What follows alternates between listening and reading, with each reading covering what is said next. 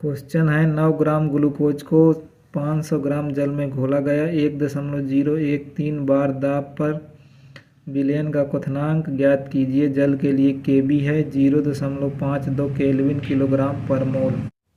इसमें है W बराबर ग्लूकोज का कितना है 9 ग्राम, 9 ग्राम। इसके बाद विलायक कितना लिया गया है, विलायक है 500 ग्राम, पानी है।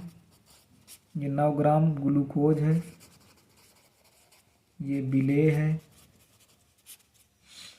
और इसमें केबी फिक्स दिया गया, वो केबी का मान भी दिया गया है। केबी बराबर है 0.52 केल्विन केजी पर मोल।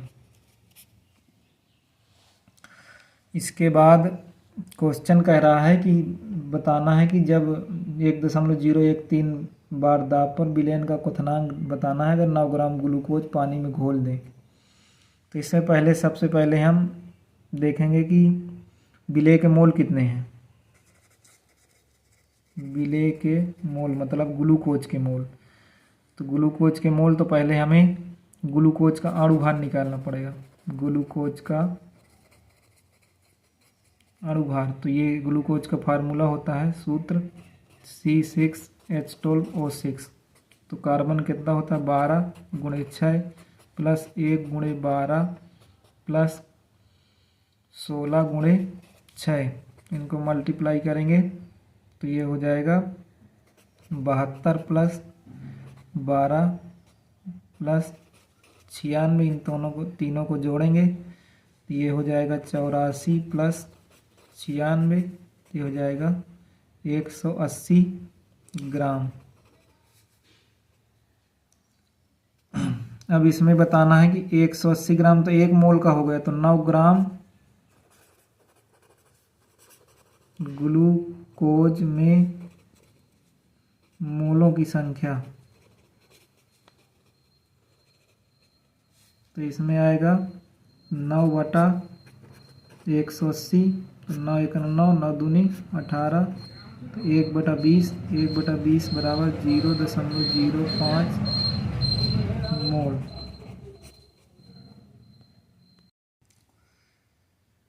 इसके बाद है सूत्र होता है डेल्टा टीबी बराबर KB into small M. Small M का मतलब है मोललता। ये क्या है, केबी जो है ये मोलल उन्नयन स्थिरांक है। तो इसका मान दिया हुआ, मोललता हम निकाल लेंगे। तो मोललता क्या होगी, मोललता बराबर होगी विलेय के मोल बटे